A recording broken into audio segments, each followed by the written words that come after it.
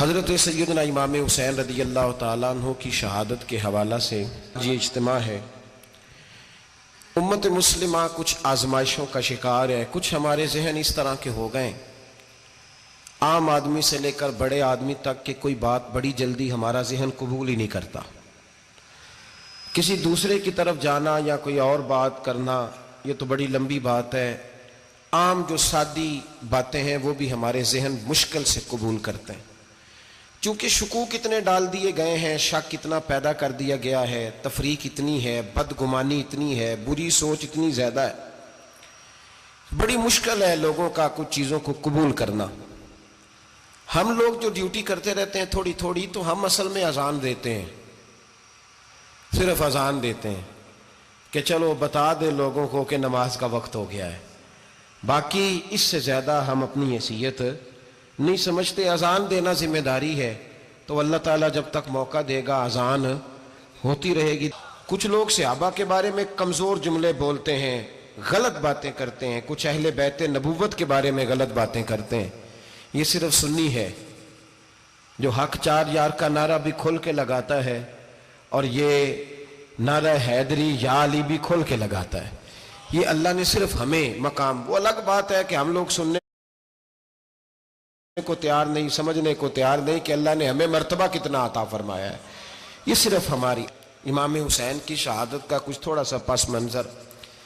شہادت ہمارے ہاں بیان ہوتی ہے اس انداز میں کہ لگتا ہے کہ کسی مظلوم بندے کو کسی نے پکڑا ہوا تھا تو وہ سارے اسے مار رہے تھے اور وہ منتیں کر رہا تھا کہ مجھے نہ مارو، اتنی ہائے ہائے کی جاتی ہے کہ محسوس ہوتا ہے کہ امام علی مقام بڑے پریشان تھے کہ کسی طریقے سے، اور ان کا خاندان بڑا تکلیف میں تھا کہ جلدی کہیں کربلا سے نکل جائیں۔ حالانکہ اس دھرتی پہ، اس کائنات پہ صبر، شجاعت، استقامت اور حوصلہ جس سے کائنات سیکھے گی وہ صرف امام حسین ہی ہے۔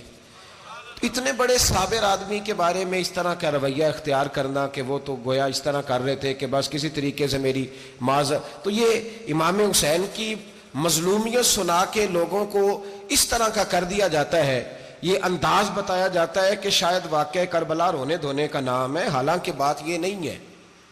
یزید کی لشکر جو امام حسین کے مقابلے میں آیا، امام حسین کے لشکر کی تعداد 72 تھی، تو یزید نے 22,000 آدمی، مجھے بتائیے 72 کا 22,000 سے کو مقابلہ ہوتا ہے؟ بولیے۔ عمر بن سعد نے پھر عبید اللہ ابن زیاد کو لکھا کہ 22,000 بندے تھوڑے ہیں، کچھ بندے زیادہ بھیج۔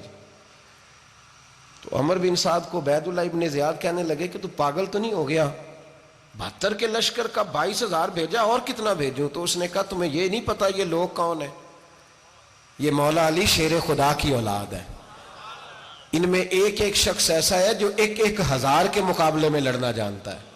تو یہاں کمزوری دکھائی جاتی ہے، ہمارے بچے سمجھنے لگے ہیں کہ یہ شاید کوئی ایسی داستان ہے، اور اس طرح کا ماحول ٹی وی پہ میں دیکھ رہا تھا، اس طرح کا ماحول بنایا جاتا ہے جیسے کوئی خوف ہے، یعنی واقع کربلا کوئی ایسا واقعہ جسے دیکھ کے خوف طاری ہو جائے، بچے راتوں کو ڈریں، وہ اکیلے درخت دکھائے جا رہے ہیں اور تیر دکھائے جا رہے ہیں۔ او یار کیا قوم کی تربیت کر رہے ہیں؟ واقع کربلا حوصلے کا نام ہے، دلیری کا نام ہے۔ سنیں بات اصل میں کیا تھی، بڑے ٹھنڈے دماغ سے میری بات کو سمجھیے گا۔ حضرت مولا علی شیر خدا کے بعد مسلمانوں کے متفقہ امیر بنے تھے حضرت امیر معاویہ۔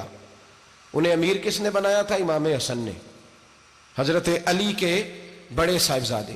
حضرت امام حسن نے ان سے صلح کی، انہیں خلافت دی، اور صحیح بخاری میں نبی پاک نے فرمایا تھا میرا بیٹا حسن سردار ہے، جب مسلمانوں کی جماعتوں میں لہو بہہ جائے گا تو حسن ان کی صلح کرا دے گا۔ وہ صلح امام حسن نے کرائی، جناب امیر معاویہ امیر بن گئے۔ حضرت امیر معاویہ رضی اللہ تعالیٰ عنہ بڑا پیار کرتے تھے نبی پاک سے، بڑا احترام کرتے تھے حضور کے خاندان کا۔ ان کی جو اجتہادی خطائیں ہیں وہ اپنی جگہ پہ موجود ہیں، چونکہ امام حسن نے ان سے صلح کر لی، لہذا ہم بھی ان کے بارے میں کوئی جملہ کہنے کے مجاز، ہماری مجبوری امام حسن ہے، اس لیے کہ جسے امام حسن صحیح کہے پھر امام حسن کے ماننے والے کو اسے غلط نہیں کہنا چاہیے۔ حضرت امیر معاویہ رضی اللہ تعالیٰ عنہ کا جب وصال ہوا تو حضرت امام حسن پہلے ہی ان سے وصال کر گئے، آپ کو زہر دے دیا کہ آپ شہید ہو گئے۔ امام حسین موجود تھے تو یزید کے بارے میں لوگوں نے کہا جناب امیر معاویہ سے کہ یہ ٹھیک ہے، مناسب ہے، اور بہادر ہے، دلیر ہے. وہ جو ہوتے ہیں نا خوشامدی ٹولہ، ہمارے ملک میں جو اچھی خوشامد کرے اسے اچھی وزارت ملتی ہے، اچھی وزارت اسے دیتے ہیں. جو ذرا صحیح بدتمیز بھی ہو اور صحیح وکالت کرنے والا اسے وزارت صحیح دیتے ہیں. تو حضرت امیر معاویہ کے گرد بھی کچھ ایسے لوگ تھے، انہوں نے آپ سے کہا کہ یزید کو نامزد کر دیں. تو آپ نے یزید کو بلایا، حوالہ مجھ سے دیکھ لیجئے گا، بلا کے فرمایا کہ 3 بندوں کے سامنے اپنی خلافت پیش کرنا، اگر وہ تجھے مان جائیں تو امیر بن جانا، نہ مانے تو چپ کر کے گھر بیٹھ جانا. وہ 3 بندے کون ہیں؟ جناب عبداللہ ابن عباس، حضرت عبداللہ بن زبیر اور امام حسین رضی اللہ تعالیٰ عنہ. یہ وصیت فرمائی جناب امیر معاویہ. ہوا یہ کہ یزید جب امیر بنا نا، 2-3 چیزیں ہوتی ہیں جب کسی بندے کو قابو کرنا ہوتا ہے، 2-3-4-5 چیزیں ایسی ہوتی ہیں جس سے بندہ قابو آتا ہے. تو اس نے بھی فوری طور پہ، یزید نے دیکھا میرے لیے مسئلہ کیا بن سکتا ہے. ولید بن عتبہ اس وقت مدینے کا گورنر تھا. یزید نے اس کو خط لکھا کہ امیر عرب کا رواج آج بھی ہے کہ جب تک نئے خلیفہ کی بیعت نہیں ہو جاتی پرانے کے انتقال کی خبر ہی نہیں دیتے، اس کو رکھے رکھتے ہیں. یہ ان کا طریقہ ہے. وہ کہتے ہیں کہ ولی عہد اچھی طرح قبضہ کر لے پھر بتائیں گے. حضرت امیر معاویہ کا وصال ہو گیا، بتایا نہیں. یزید نے اب کیا کیا، چونکہ بڑا چلاک آدمی تھا، بڑا شاطر تھا، بڑا تیز تھا، بڑا عجیب اس کا مزاج تھا. یہ چلاک لوگ زندگی میں ہمیشہ دھوکہ کھاتے ہیں، چلاکیاں انسان کو گراتی ہیں اور اتنا منہ چھیل جاتا ہے کہ منہ پہچانا ہی نہیں جاتا. بندہ اپنے آپ کو رب رسول کے حوالے کر دے تو اللہ بڑی بہترین جزائیں عطا کرتا ہے. یہ لوگ تیزی دکھاتے ہیں بعض. تو یزید بھی تیزی دکھانے والا تھا. اس نے ولید کو خط لکھا، کہنے لگا کہ فوری طور پہ عبداللہ ابن عباس کو بلاؤ اور اسے کہو میری بیعت کریں. یہ جو بیعت ہوتی تھی نا، یہ بھی سن لے کیا ہوتی تھی. یہ بیعت حلف ہوتا تھا. حلف کہ میں اللہ رسول کے نام پہ حلف دیتا ہوں کہ میں یزید کی اطاعت کروں گا، میں اس کے خلاف کوئی بغاوت نہیں کروں گا. کوئی یہ بیعت لوگ سمجھتے ہیں کہ بس ہاتھ پکڑنے کا نام بیعت تھا. اس بیعت کا متبادل جمہوری ملکوں کے اندر ووٹ آیا ہے، اس کا متبادل لفظ. تو کہا بیعت کرے. حضرت عبداللہ ابن عباس کو بھی بلاؤ، عبداللہ بن زبیر کو بھی بلاؤ، امام حسین کو بھی بلاؤ. امام حسین آدھی رات کے وقت بیٹھے تھے مسجد نبوی میں، چونکہ 5 نمازوں کی آپ امامت کرتے تھے. ہن اللہ خیر کرے جڑا نماز پڑھائے ہو مولوی تے جڑا ٹل پائے ہو پیر، جڑا مہینہ نہ نہائے چھوٹا پیر تے جڑا 6 مہینے نہ نہائے ہو بڑا پیر. کہتے بابا پہنچے ہیں، کڑے چھڑے جو پہن لیے. بھائی امام حسین تو نمازیں پڑھاتے تھے، مولا علی تو نمازیں پڑھاتے تھے، مسجد کے خطیب تھے. اب اس کو تو مولوی کہہ دیا جاتا ہے بیچارے کو. تو ملنگ کون ہوتا ہے جی؟ کہتے جڑا کپڑے کٹ پائے. کیا تماشا ہے، قوم جدھر دل کرتا ہے نکل جاتی ہے. امام حسین نماز پڑھا کے عشاء کی بیٹھے تھے جناب عبداللہ بن زبیر. عبداللہ بن زبیر کون تھے؟ یہ نبی پاک صلی اللہ علیہ وسلم پھپھی کے پوتے تھے اور جناب صدیق اکبر کے نواسے تھے. حضرت عبداللہ بن زبیر اور جناب زبیر بن عوام عشرہ مبشرہ صحابی ہیں، ان کے بیٹے تھے. بہت زیرک آدمی تھے. یہ بھی امام حسین کے پاس بیٹھے تھے. عبداللہ ابن عباس بھی تھے جو حضور کے چچا کے بیٹے ہیں، اس امت کے پہلے مفسر ہیں قرآن پاک. یہ لوگ بیٹھے تھے. تو ولید نے ایک بندہ بھیجا، اس نے آ کے کہا جناب آپ کو گورنر صاحب نے بلایا ہے. تو عبداللہ بن زبیر کہنے لگے حسین اس وقت بلانے کی بات سمجھ میں نہیں آئی. تو امام حسین بڑے بصیرت والے تھے، اللہ نے بصیرت دی تھی. کہنے لگے عبداللہ آپ کو سمجھ نہیں آئی، مجھے سمجھ آ گئی ہے، امیر معاویہ وصال کر گئے اور یہ ہمیں جو بلایا گیا ہے نا، یہ یزید کی بیعت کے لیے بلایا گیا ہے. تو کہا پھر آپ آدھی رات کو نہ جائیں، آپ کے لیے خطرہ ہوگا. تو امام حسین فرمانے لگے خطرہ حسین کو نہیں ہوتا، حسین کو خطرہ نہیں. کہا پھر بھی آپ مہربانی کریں ذرا احتیاط سے جائیں.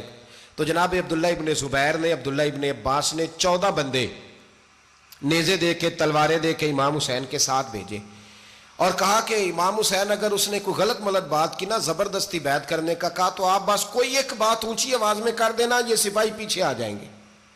امام حسین ان 14 بندوں کو لے کے گورنر ہاؤس پہنچ گئے. جب آپ وہاں پہنچے اس نے بتایا، اس نے کہا جی حضرت امیر معاویہ انتقال کر گئے اور آپ نے یزید کی بیعت کرنی ہے. تو امام حسین فرمانے لگے میں چھپ کے بیعت نہیں کروں گا. مجمع لگاؤ، جمعے والے دن اعلان کرو، جو طریقہ ہے حضرت ابو بکر صدیق کا، جو طریقہ ہے حضرت عمر فاروق کا، جو انداز حضرت عثمان غنی کا ہے، جو مولا علی کا ہے، سر عام اعلان کرو. اگر ساری دنیا یزید کی بیعت کرے گی تو میں بھی تیار ہوں. تم مجھ سے بیعت لے کے پھر لوگوں کو بتانا چاہتے ہو کہ حسین بیعت ہو کر رہے ہیں تو تم کیوں نہیں کر رہے؟ میں عام آدمی نہیں ہوں لہذا چھپ کے بیعت نہیں کرتا.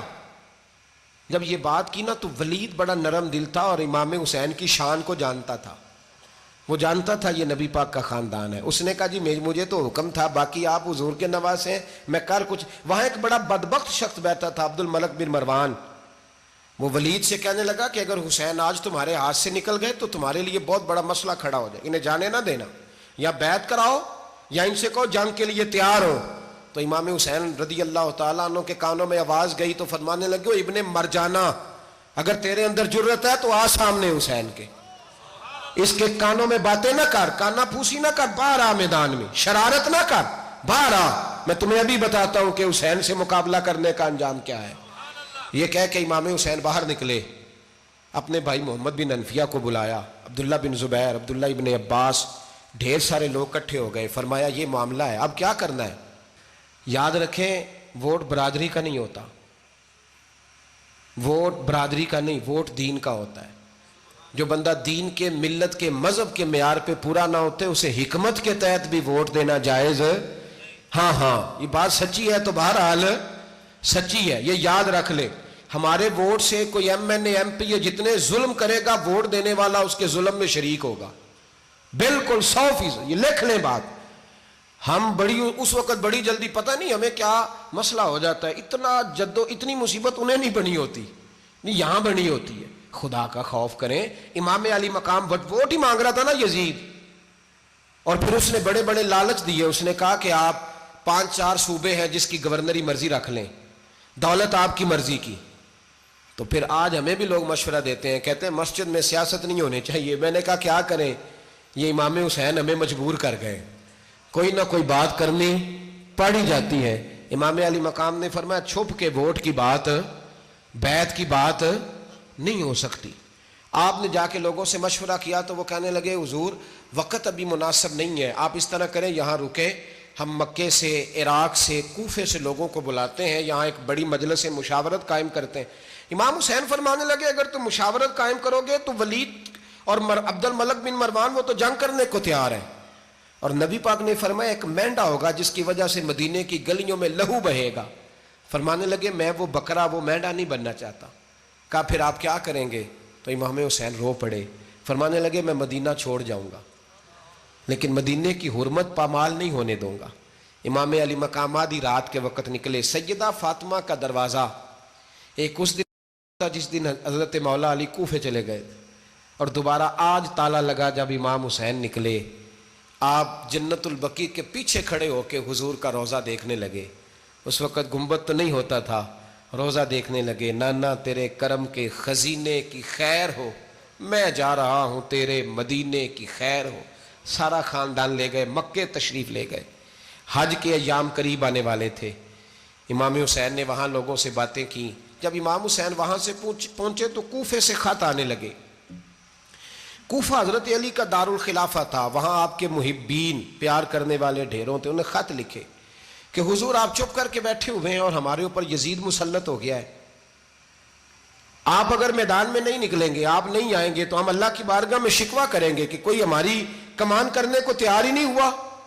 اور وہ خط 1 2 3 نہیں آئے، وہ خط اتنے تھے کہ 3 بوریوں میں بھرے تھے امام حسین نے، 3 بوریوں میں. اب مجبوری ہو جاتی ہے، حق کے لیے کئی دفعہ بات کرنا مجبوری ہوتی ہے. اگر نہیں کرے گا تو پھر اس کو بھی قبر میں جواب دینا پڑے گا. امام علی مقام رضی اللہ تعالیٰ عنہ نے مکے میں اب لوگوں کو جمع کیا مشورے کے لیے. ہر بندے نے کہا حضور وہ بلا تو رہے ہیں پر اپنے وعدوں کے پکے. بڑے کم لوگ ہوتے ہیں، بڑے کم لوگ، جسے زندگی ہو پیاری وہ یہیں سے لوٹ جائے. میرے قافلے میں شامل کوئی کم ظرف نہیں ہے. بڑے کم لوگ ہوتے ہیں جو ارادوں کے، وعدوں کے، ہمیشہ ساتھ چلنے کے پکے ہوتے ہیں. ورنہ بڑے لوگوں کو گرمی لگنے لگتی ہے، بڑے لوگوں کی مشکلات آتی ہیں، بڑے لوگ ایسے ہوتے ہیں جن کی مجبوریاں بن جاتی. کہا حضور وہ پکے نہیں، آپ نہ جائیں. ہر بندے نے کہا حالات ٹھیک نہیں، حالات گراؤنڈ ریالٹی صحیح نہیں. یہی مشورہ آج بھی ہر بندہ دیتا ہے، ابھی حالات نہیں. اتنے خراب حالات کبھی نہیں ہوئے تھے جتنے امام حسین کے دور میں تھے. لیکن فرمایا میں دین کے خلاف غلط حکمران کو مسلط ہونے کی اجازت غلط حکمران کو مسلط ہونے کی اجازت مزاحمت کروں گا، مخالفت کروں گا۔ امام کہنے لگے کوئی بات نہیں، وہ میرے ساتھ چلے نہ چلے لیکن میں کوفے جاؤں گا، وہ لوگ میرے ساتھ کھڑا ہونے کو تیار ہے تو وہ جھوٹ ہے یا سچ ہے پر میں چلوں گا۔ جب امام علی مقام نے اصرار فرمایا تو جو آپ کے قریبی صحابہ کرام کی اولادیں تھی ساری، یہ بھی اب بیماری ہے، کچھ لوگ کہتے ہیں جی صحابہ نہیں ساتھ چلے، تو میں کہتا ہوں اہل بیت نبوت کے تو کل افراد 21 تھے، تو 72 میں باقی اولادیں کس کی تھی؟ وہ ساری صحابہ کی اولادیں تھیں، وہ سارے، پتہ نہیں کیوں اس طرح کا فلسفہ بیان کیا جاتا ہے جس میں حالات خراب ہو۔ حضرت سیدنا امام علی مقام کو جب بہت زیادہ کہا گیا نا تو امام حسین رضی اللہ تعالیٰ انہوں نے فرمایا چلو میں ایک کام کرتا ہوں، مسلم بن عقیل کو بھیجتا ہوں، حضرت علی کے بھتیجے ہیں، امام حسین رضی اللہ تعالیٰ عنہ کے چچا کے بیٹے ہیں، حضرت عقیل کے صاحبزادے مسلم بن عقیل بڑے سمجھدار آدمی تھے، معاملہ فہم تھے، بڑے جری تھے، اتنا زبردست مشورہ کم لوگ دیتے ہیں جتنا حضرت مسلم بن عقیل دیتے تھے۔ ان کو بھیجا گیا کوفے۔ اب اس میں بڑی تفصیل ہے، وہ اپنے 2 بچے بھی لے گئے۔ جب وہ کوفے پہنچے نا تو کوفے پر جناب نعمان بن بشیر کی حکومت تھی، آپ گورنر تھے اور اہل بیت سے بڑی عقیدت رکھنے والے، نرم رویہ۔ عبید اللہ ابن زیاد کوفے کا گورنر نہیں تھا، یہ کسی اور علاقے کا تھا۔ جب آپ وہاں پہنچے تو نعمان بن بشیر نے دیکھا کہ حضرت مسلم بن عقیل آئے ہیں تو لوگ دوڑے ان کی بیعت کرنے، بھاگے، اتنے لوگ جمع ہوئے کہ ایک دن میں 17,000 آدمی نے بیعت کر لی۔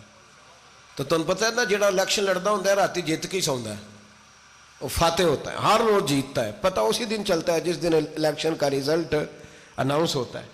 17,000 آدمی ایک دن آیا۔ اب وہ جو امام مسلم بن عقیل کے وہاں نعرے لگانے والے تھے کہنے لگے حضور یہ پہلے دن کی کارکردگی ہے، 2-4 دن میں دیکھیے کیا ہوتا ہے۔ 2-4 دن میں کیا ہوا؟ 40,000 آدمی نے بیعت کر لی۔ اب وہ 40,000 بندہ تیار ہو گیا۔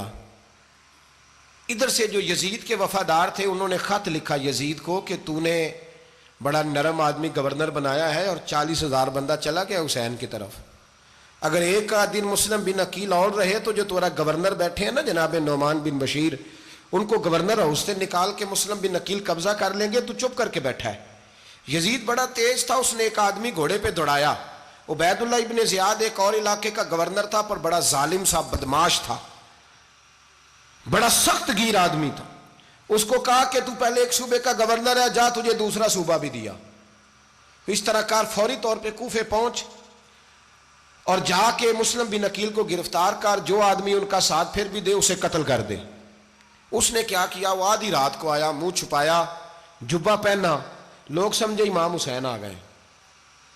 بہت سارے لوگوں نے اس کے نعرے بھی لگائے۔ وہ چپکے سے داخل ہوا اندر، اور چپکے سے داخل ہو کے اس نے سب سے پہلا کام یہ کیا کہ نعمان بن بشیر رضی اللہ عنہ کو معزول کیا، کوفے کے گورنر ہاؤس پہ قبضہ کیا۔ پھر اس نے اسی وقت سوئے ہوئے سرکردہ لوگ، جس طرح ایک گاؤں کا چودھری دوسرے کا محلے میں قبیلوں کے جو لوگ تھے چودھریوں کو بلایا، کچھ کو سزائیں دیں، کچھ کو سخت کہا، کچھ کو ان کے عیب گنوائے کہ وہ تمہارا فلانا مسئلہ پھر خراب کر دوں گا، بلیک میل کیا۔ صبح ہونے تک حالات اگر تم نے میرے قابو میں نہ کیے تو یاد رکھنا بڑا مشکل ہوتا ہے حق پہ کھڑا ہونا، بڑی چیزیں لوگوں کو یاد آتی ہیں، اللہ جانتا ہے۔ پہلے کچھ ہوتا ہے، بعد میں معاملہ کچھ ہوتا ہے۔ حضرت مسلم بن عقیل کے ساتھ جس دن عبید اللہ ابن زیاد آیا 40,000 کا لشکر تھا۔ اگلے دن صبح ہوئی، اگلے دن تو یہ حال ہو گیا کہ آپ جب کوفے کی جامع مسجد میں ظہر کی نماز کے لیے گئے تو 5-7 ہزار آدمی نماز پڑھنے آیا، اور جب مغرب کا وقت آیا تو لوگوں نے چند ہزار لوگ رہ گئے، نماز کی نیت باندھی۔ ایک مسئلہ بھی سمجھ میں آئے گا، لوگوں نے نماز کی نیت باندھی تو حضرت مسلم بن عقیل امامت کر رہے ہیں، ہاتھ باندھے ہوئے ہیں، تو بہت سارے لوگوں نے پیچھے ہاتھ چھوڑ دیے۔ ایک بندے نے دوسرے سے پوچھا وہ ہاتھ کیوں نہیں باندھتے؟ کہنے لگے اگر عبید اللہ ابن زیاد کے کسی بندے نے دیکھ لیا نا تو ہم اسے کہیں گے ہم تو نماز پڑھ ہی نہیں رہے تھے، ویسے ہی کھڑے تھے، ہاتھ ہی نہیں باندھے سرے سے۔ جب نماز کی امامت باندھی تو 10-11 صفیں تھیں۔ جب مسلم بن عقیل رضی اللہ تعالیٰ عنہ نے سلام پھیرا تو پیچھے بندہ ہی کوئی نہیں تھا۔ حضرت مسلم بن عقیل کو گرفتار کیا گیا۔ عرب کا رواج تھا دشمن کو سخت سزا دیں تاکہ باعث عبرت بنے۔ بہت اونچا मीनार था कूफे का, गवर्नर हाउस का, ऊपर ले जाके जनाब मुस्लिम बिन अकील को ज़मीन पे गिराया गया। और जब वो शहीद हो गए तो शहीद होने से एक रात पहले वो ख़त लिख चुके थे इमाम हुसैन को कि आप आ जाएं, हालात बड़े अच्छे हैं। ख़त मिला तो इमाम हुसैन मक्के से कूफे की जानिब चल पड़े। इमाम अली मकाम रदी अल्लाह ताला अन्हु जब चल पड़े, तशरीफ़ ला रहे थे, तो रस्ते में फर्जक शायर मिला, बड़ा मुहिब्बे अहले बैत था। रस्ते में मुलाकात हुई। हज़रत मुस्लिम बिन अकील जब गिराया, शहीद हो गए, तो फिर उसने इस तरह किया कि आपकी लाश को लटका दिया चौक में। लोग देखते थे तो औरतें बच्चों को कहती थी तूने बाहर नहीं निकलना, हमने नहीं इमाम हुसैन के साथ चलना, बस बस बड़ा खौफ है, कोई बंदा ना बाहर निकले, कोई नहीं ज़रूरत हमें, हालात बेहतर होगी तो देखी जाएगी। आज कितने लोग हैं, कितनी देगें पकी, कितनी न्याजें बटी, क्या कुछ हुआ। आप नाराज ना होना, मैं आप में से हूं, आप मुझसे हैं, ये बात आपकी नहीं मेरी सबकी है।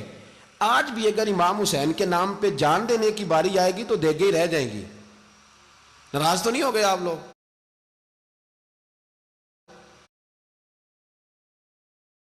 फटाफट माएँ कहेंगी बाहर नहीं जाना, बिल्कुल पुत्र सानू की लगे, सारा दिन कोई हमारे लिए। वो पीर साहब तो करते रहते हैं बातें, उनका तो काम है, खबरदार हमने नहीं जाना। देगे देने को सारे तैयार हैं, जाने देने को तैयार होना। नाराज हो गए आप लोग?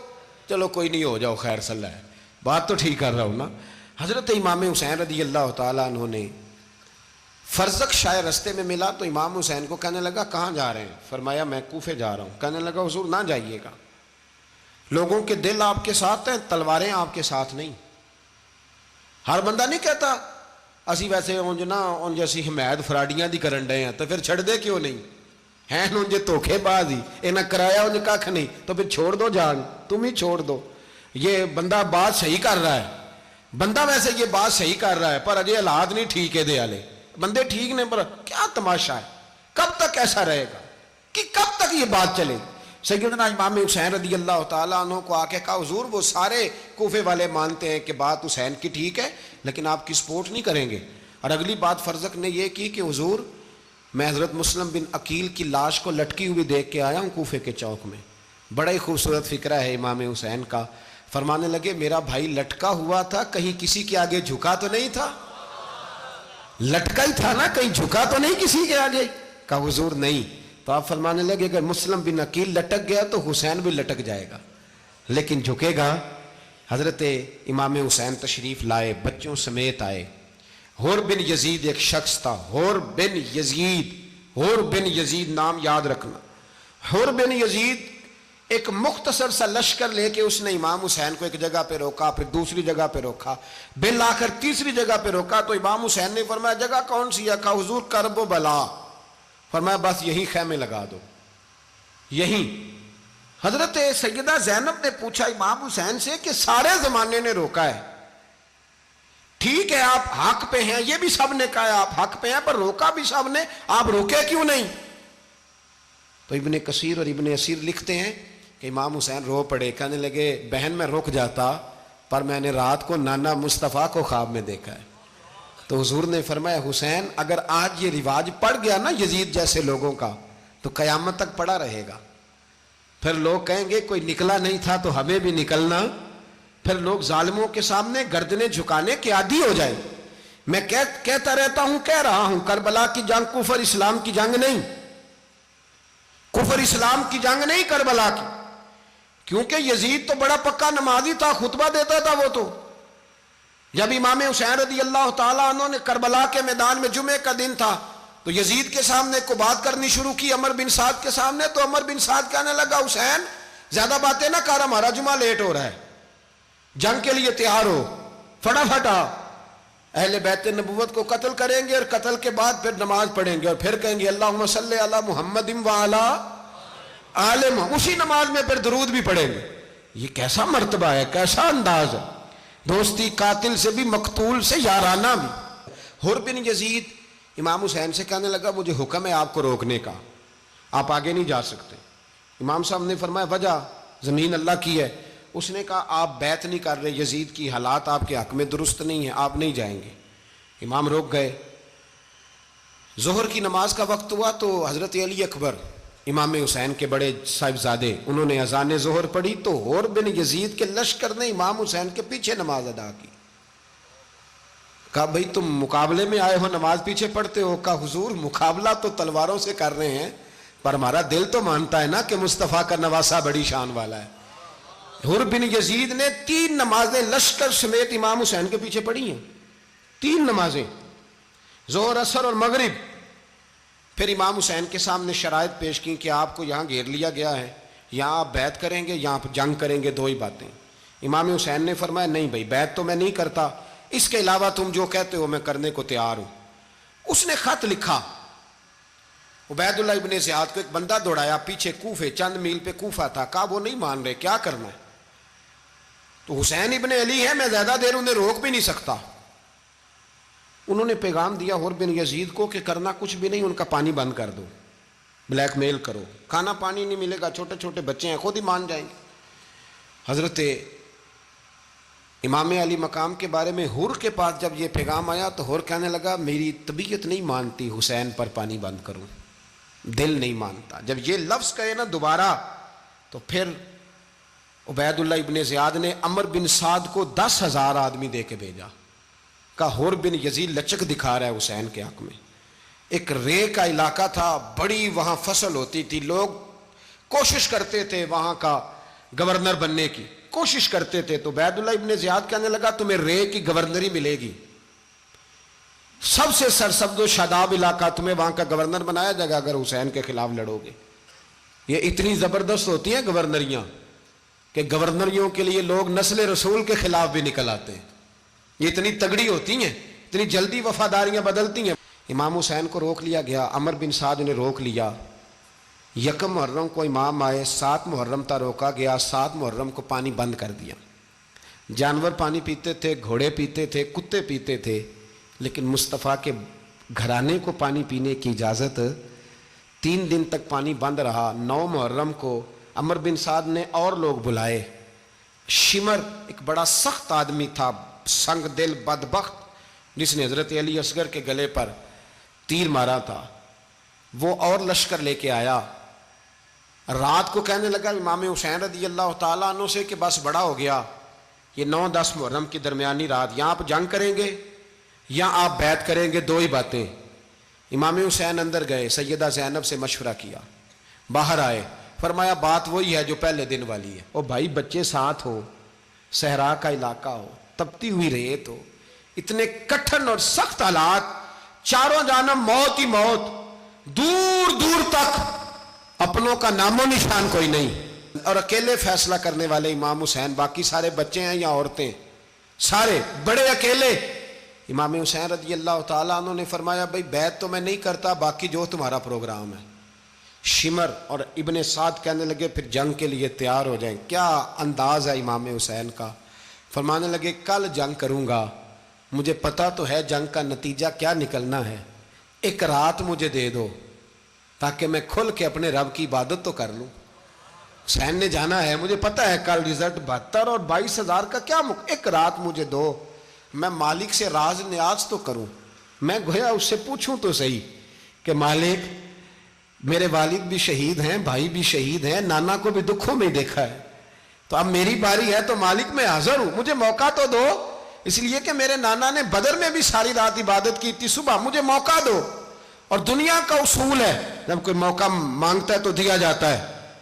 یہ دونوں کہنے لگے کوئی موقع نہیں. حر بن یزید پیچھے سے بولا، کہنے لگا نہیں بدتمیزی نہ کرو، حسین کو موقع دو، تمہیں دینا پڑے گا. موقع دیا. حر بن یزید نے پھر منت کی، کہا حضور آپ مہربانی کریں مان جائیں. فرمایا ماننے والا کھاتا کوئی نہیں. فرمایا ماننے والا کھاتا، بولیے ماننے والا کھاتا. یہ بڑا مشکل کام ہے بھائی. ضمیر کا سودا اب تو عام ہو گیا، بازار لگتے ہیں، ریٹ لگتے ہیں، اپنی اپنی چاہتوں پہ لوگوں نے اپنے اپنے انداز سجائے ہوئے ہیں. کوئی آدمی بس اچھے طریقے سے نام لے لے تو بس ہم اس کے پیچھے چل جاتے ہیں. اب تو عام ہو گیا یہ معاملہ. امام حسین نے فرمایا ہو ہی نہیں سکتا، ممکن ہی نہیں ہے. ساری رات عبادت میں گزری، ریاضت میں گزری. تہجد کا وقت ہوا تو گھر والوں کو بلایا، فرمایا دیکھنا تمہاری سی کی آواز نہ باہر آئے، خبردار سی کی آواز نہ آئے. اور امام زین العابدین سے فرمایا تو بیمار ہے، تو جہاد نہیں کرے گا، لیکن خیال رکھنا پیچھے۔ اور بڑی قیمتی بات بتا رہا ہوں، ہماری بیویاں کسی کے گھر میت ہو جائے تو 4 دن بخار نہیں اترتا۔ امام علی مقام نے سیدہ زینب سے فرمایا تو بڑی ہے، میری بہن ہے، پیچھے سارے بچے ہیں، جوان ہیں، ان کے حوصلے تیری ذمہ داری ہیں۔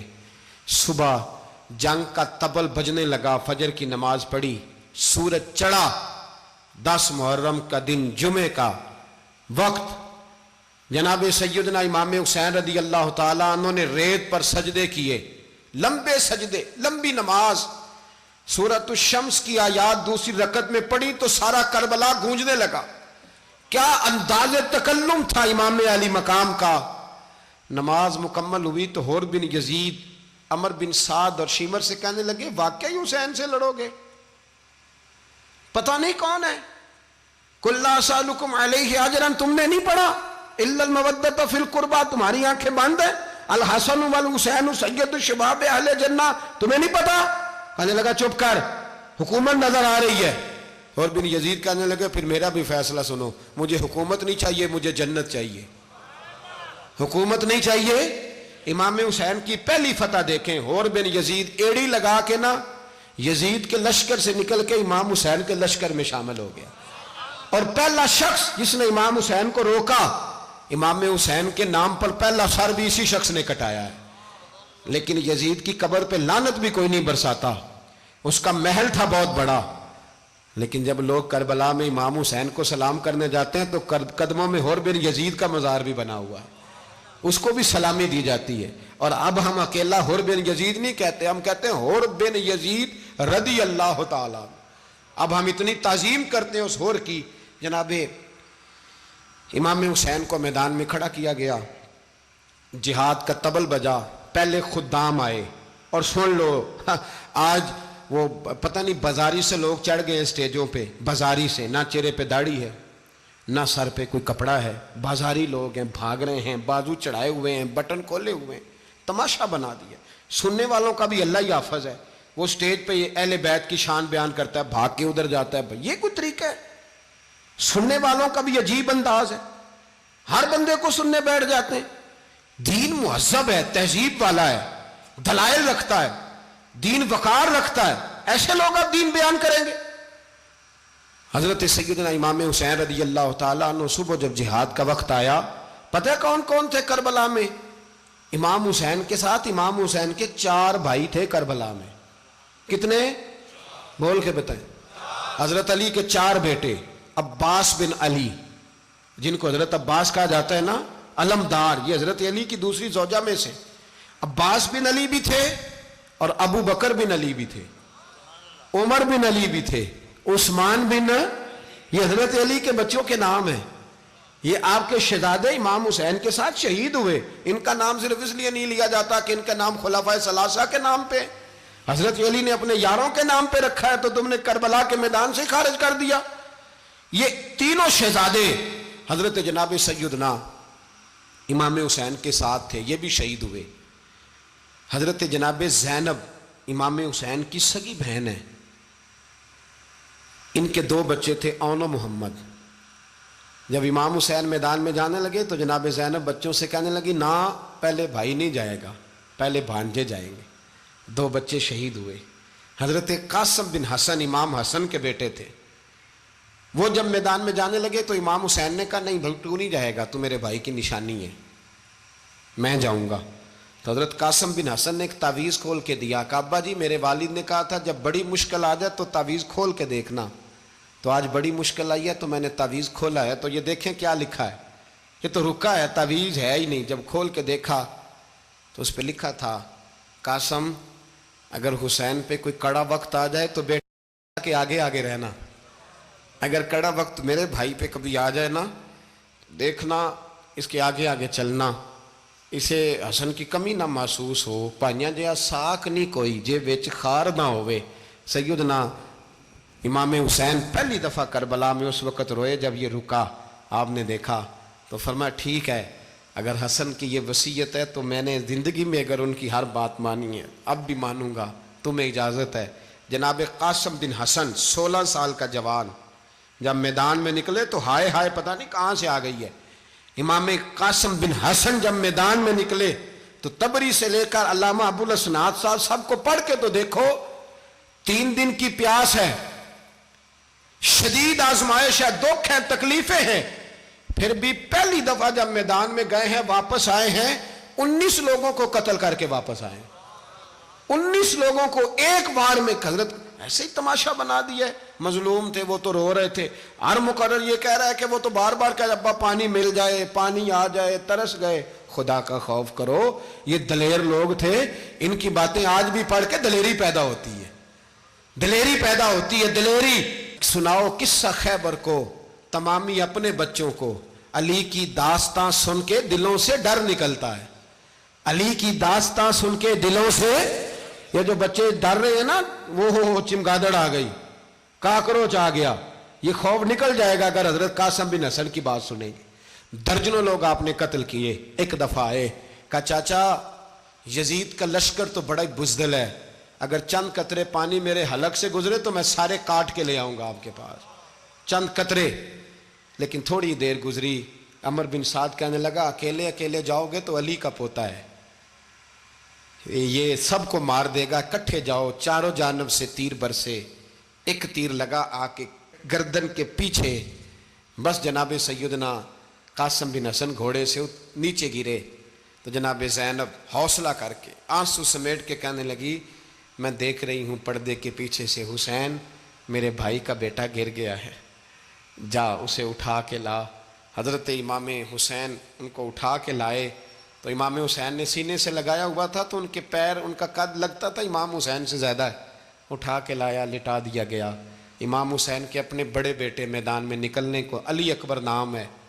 جب جن لوگوں نے حضور کو نہیں دیکھا تھا وہ جب کہتے نا ہم نے نبی پاک کا دیدار نہیں کیا تو بتاؤ کس طرح کے تھے, تو بتایا جاتا تھا کہ جناب علی اکبر کا دیدار کرو, ہم شبیہ مصطفیٰ. اور جب وہ گلیوں میں نکلتے تھے تو عورتیں چھتوں پہ چڑھ جاتی تھیں. جناب علی اکبر رضی اللہ تعالیٰ عنہ تلوار لے کے میدان میں نکلے, جوان بیٹے دینے بڑے مشکل. او یارو رٹا کیا ہے یہ تو بتاؤ, کہ ظالم آدمی حکمران, یار یہ رٹا ہے, ایک ظالم کا رستہ روکنا ہے, اس رٹے کے لیے ہم شبیہ مصطفیٰ. جناب سیدنا امام علی اکبر میدان میں نکلے, بڑے لوگ مارے, بڑے. پھر ایک تیر ان کے بھی گلے میں لگا اور جب وہ گرے نا زمین پہ تو حضرت امام حسین دوڑ کے آئے, دوڑ کے, اور جب تشریف لائے تو ان کے گلے سے تیر کھینچا تو ایک جملہ لکھا ہے صاحب تبری نے, اس نے حد کر دی. کہنے لگے تیر کھینچا تو امام حسین کی آنکھوں میں آنسو آئے. کہنے لگے کاش جناب ابراہیم آج میرے سامنے ہوتے تو میں انہیں کہتا کہ آپ نے تو بیٹا ذبح کرتے وقت آنکھوں پہ پٹی باندھی تھی, دیکھو میں کھلی آنکھوں سے بچے ذبح کر رہا ہوں, کھلی آنکھوں. کاش جناب ابراہیم خلیل ہوتے تو انہیں کہتا. جناب علی اکبر بھی شہید ہوئے. حضرت علی اصغر کو تو اچانک اٹھایا تھا امام حسین, باہر نکلے تو گردن پہ تیر لگا تو 6 مہینے کا بچہ وہ بھی شہید ہوا. خون اچھالا آسمان کی طرف تو کہا مولا دیکھ لے, میں نے 6 مہینے والا بھی نہیں بچایا, وہ بھی دے دیا ہے. پھر حضرت عباس کو بیٹیوں نے کہا کہ اب نہ, کچھ کہتے ہیں پہلے شہید ہوئے, کچھ نے لکھا بعد میں, کہ اب ہم سے پانی کے بغیر نہیں رہا جاتا. تو جناب عباس پانی کا مشکیزہ لے کے نکلے, باہر نکلے, ایک ہاتھ کٹا, دوسرے پہ مشکیزہ وہ بھی کٹا. دیکھ لو میں پس منظر پہ ہوں ابھی تک, میں بتا رہا ہوں کہ جہاد کس کے خلاف تھا, ظالم حکمران کے خلاف, ظالم کافر کے خلاف نہیں, مشرک کے خلاف نہیں. حضرت امام حسین رضی اللہ تعالیٰ عنہ نے ہر جگہ ایک ہی بات کی کہ یزید شرابی ہے تو بچے کٹوا دوں گا, شرابی کو ووٹ. یہ ایک نہیں, ہر کتاب میں یہی لکھا, ہر کتاب میں, اور ہر مسلک کی کتاب. یزید چونکہ مجرے دیکھتا ہے, رنڈیوں کا ناچ دیکھتا ہے, بچے کٹوا دوں گا, اس کے ہاتھ میں ہاتھ. امام حسین نے فرمایا چونکہ اللہ کی حدوں کو توڑتا ہے, حقوق اللہ پامال کرتا ہے, حدود, بچے کٹوا دوں گا لیکن اس کے ہاتھ میں ہاتھ. سارا دن خود مجرا دیکھنا اور 10 محرم کو 2 دیگیں پکا کے حسینی بن جانا, سارا سال خود گند مند کرنا, شرابیوں کے ساتھ رہنا, اور 10 محرم کو 2 آنسو بہا کے یاد رکھنا. میں ہمیشہ کہتا ہوں, پھر کہہ رہا ہوں, جس کے موبائل میں گندے گانے ہیں، گند دیکھتا ہے، شرابی کبابی کا سپورٹر ہے، ووٹر ہے، یا مجرے دیکھتا ہے آتا جاتا ہے، وہ یاد رکھے قیامت میں امام حسین کا ہاتھ ہوگا، اس کا گریبان ہوگا۔ ہم سے نہ رقم ہوں گے قصیدے یزید کے، ہم لوگ تو حسین کے سیرت نگار۔ حضرت عباس کا بازو کٹا، پھر پانی تو بھر لیا تھا، لا نہ سکے، پھر گردن کٹی تو شہید ہوئے۔ بچوں کی بھی شہادت ہوئی، پر جب ان کا لاشا اٹھایا تو امام حسین کہنے لگے مولا اب نہ حسین کی کمر کمزور ہو گئی ہے، اب کمزور ہو، اور بھائی ایک میت ہو جائے تو 4-5 دن تو پوری آنکھیں نہیں کھلتی، کیسا جری خاندان ہے۔ تھوڑی دیر گزری تو امام علی مقام نے پٹکا باندھا، سر پہ دستار باندھی، مولا علی کی تلوار پکڑی، نبی پاک کا امامہ باندھا اور گھوڑے پہ سوار ہوئے تو کہنے لگے زینب گھر تیرے حوالے اور میں اللہ کے حوالے، گھر تیرے حوالے اور میں، اور پھر امام حسین نکلے، امام علی مقام نکلے۔ راوی کہتے ہیں کہ یہ جلوہ پہلے بھی بڑے سونے تھے، پر آج جو رنگ دیکھا وہ کبھی نہیں دیکھا۔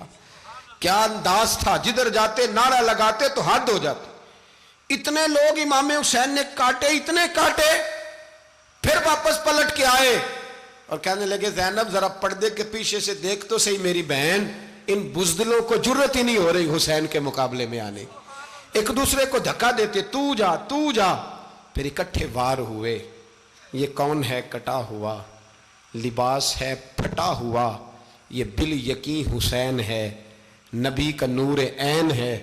پھر چاروں جانب سے تیر برسے تو امام علی مقام چونکہ نماز کا وقت ہو گیا تھا، اترے گھوڑے سے، خون بہ رہا تھا، گرم ترین ریت سے تیمم کیا، سر سجدے میں رکھا، اور جب شمر آپ کی گردن کاٹنے لگا تو کہنے لگے ٹھہر جا ذرا رب سے ایک بات کر لینے دے، اور پھر بولے امام حسین، کہنے لگے مالک تو اب بتا کہ حسین سے راضی ہے کہ ناراض ہے، تو بتا۔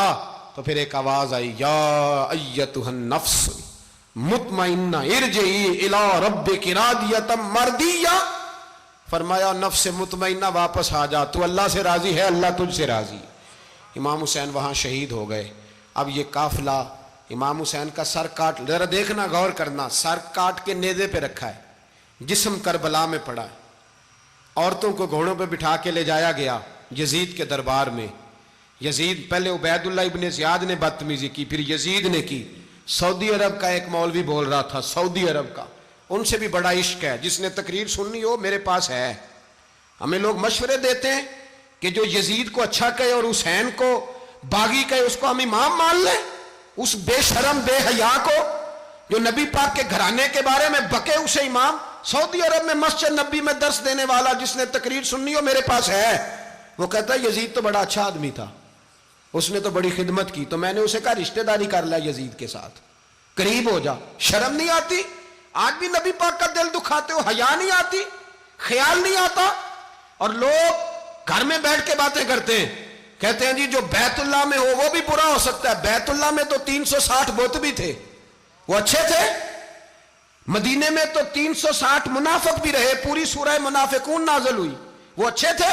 عجیب تماشا بنا دیا لوگوں نے مذہب کا۔ کہتا ہے یزید نے تو بڑی خدمت، تو عبید اللہ ابن زیاد نے قتل کیا۔ بے شرمو، اگر عبید اللہ ابن زیاد نے بھی قتل کیا تھا تو حکومت کس کی تھی؟